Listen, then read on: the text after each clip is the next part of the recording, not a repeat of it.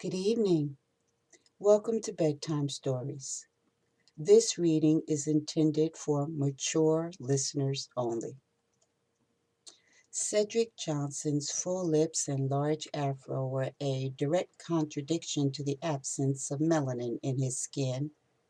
He was a militant black man through and through, trapped inside a canvas of pink lips, beige skin, and a huge blonde afro. Cedric Johnson was an albino. Albino or no, Cedric thought that he was the most handsome brother in Newark, and he wasn't too far from the mark.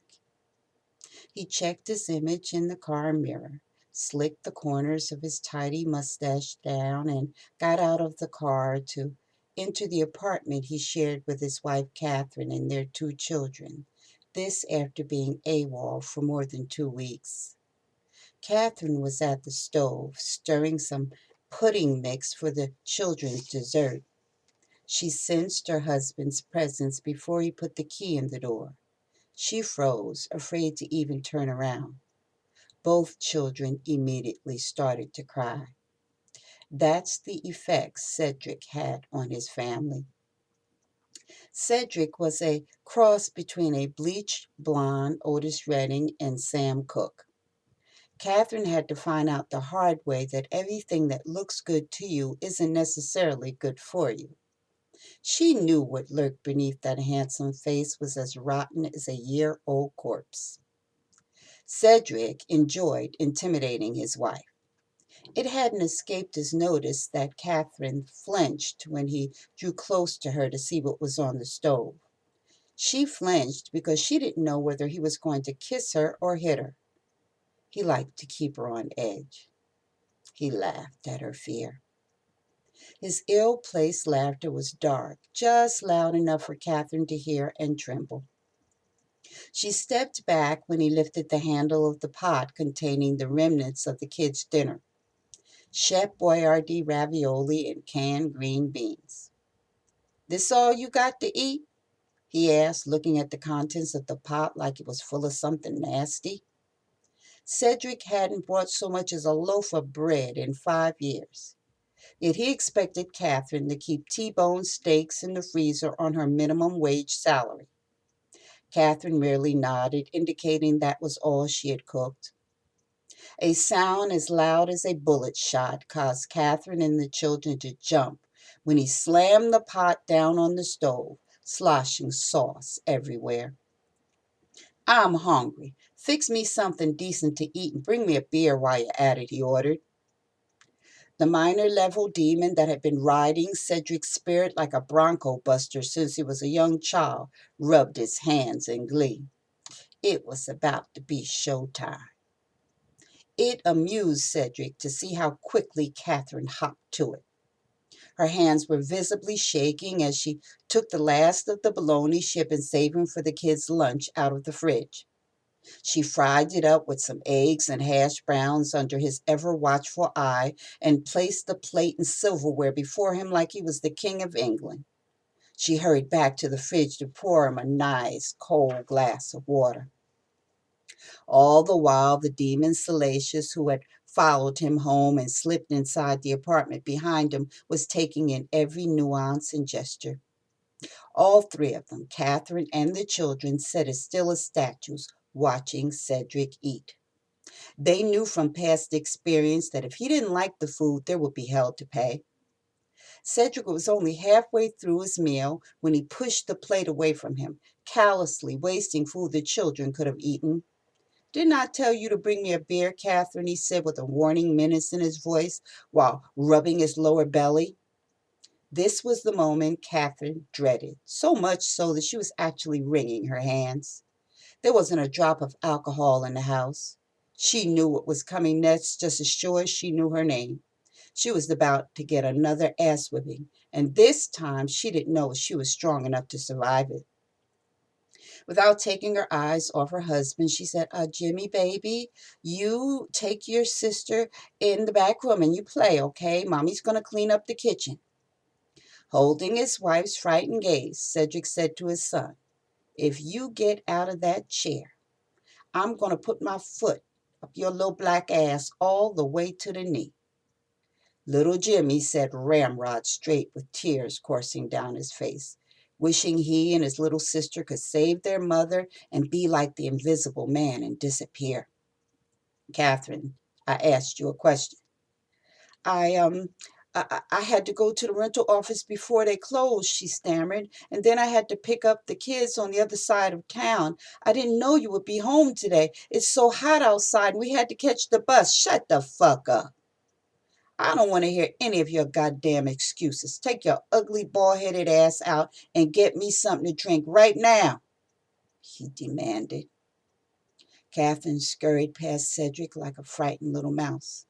She needed to get some clothes on and get the kids together. No way was she leaving her kids alone with Cedric, not while it was like this, not even for a few minutes. She hurried to the bedroom to pull on a top and slacks and was in the bathroom getting ready to put her wig on when Cedric came in, sucking out every ounce of oxygen in the room. What the fuck is this? He hollered, snatching the wig out of her hand like it was evidence of a crime. The bottle of Palmer's liquid makeup she used to cover up the bruises from the many beatings she's endured dropped to the floor. Catherine's mouth opened and closed like a fish out of water. In her mind, she said, "What does it look like, motherfucker? Thanks to you, all my goddamn hair fell out." But common sense prevailed. What, cat got your tongue? You want to be white, bitch? Is that why you're wearing this European hair? And you wonder why I put my foot up your ass on a regular? You lack basic knowledge of self, he said with spit flying from his mouth. Your dumb ass want to be anything but what the fuck you are, wearing European hair and goddamn Caucasian makeup. You look like a damn clown, he spat. Catherine knew better than to cry and reason with Cedric when he was like this. He was spoiling for a fight. She could no more stop it than she could stop today from turning into tomorrow. He held the wig in his tight fist like it was a weapon. Catherine shrank from the evil look in his eyes. She flinched each time Cedric waved the wig in front of her. And then he struck, swinging the wig in her face. The synthetic hair sliced into her cheek like 1,000 razor blades when Cedric swung the wig in her face again and again, beating her down until there were tears in her eyes. He beat her so badly with that wig that she dropped to her knees, tucked her head and covered her face, cowering in the corner with little Jimmy pounding on the door, screaming, "Mommy, Mommy, Mommy, leave my mommy alone." Then Cedric tossed the wig aside and started punching her with his fist. She was 6 months pregnant and had to protect her belly, which left her face fully exposed to his brutal attack. She tried to stifle her screams because she could hear the kids crying on the other side of the door, and she didn't want Cedric to turn his attention on them. But it was way too late to worry about the kids. Catherine was fighting for her life. She was curled up in a defensive ball when Cedric abruptly stopped punching her and left the bathroom. She heard him snarl at little Jimmy, "Get out of the way." Then she heard a loud slap and a scream. He returned moments later with her purse in his hand and a scowl on his face.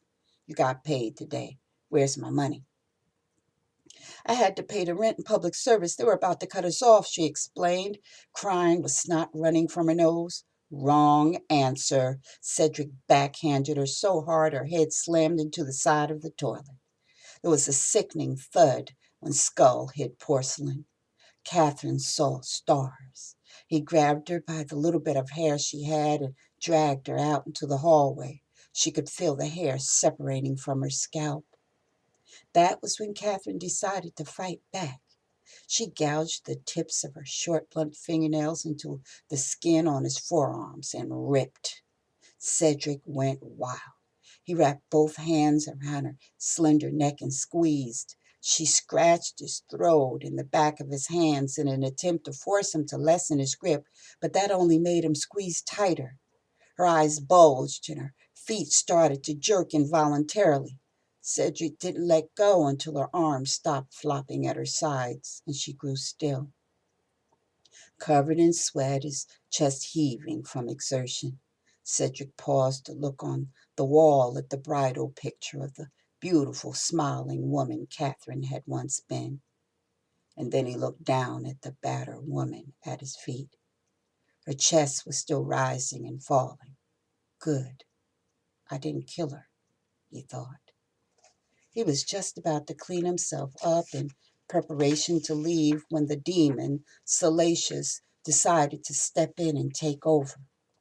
Salacious slipped inside of Cedric as easy as a hot knife slides into butter. And oh boy, did that shit feel good. And now Cedric Quincy Johnson was nothing but an impotent sideline observer while Salacious rolled up his sleeves and went to work. My name is C. Evelyn-Holland. This reading was an excerpt from my second novel entitled The Realm of Awe. Thank you so much for listening and have a good night.